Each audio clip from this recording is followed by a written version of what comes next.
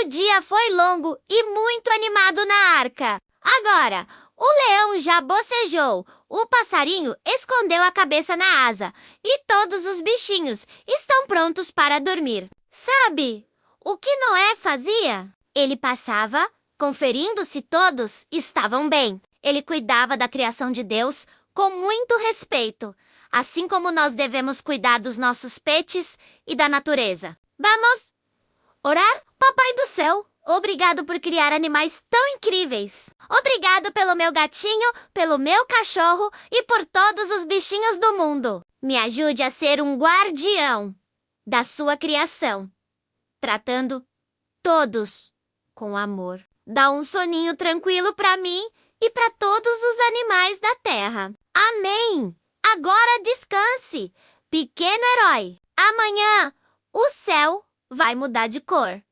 A chuva está chegando. Você está pronto? Dê uma boa noite pro seu bichinho favorito aqui nos comentários. Um beijo de luz da Luzinha Animada.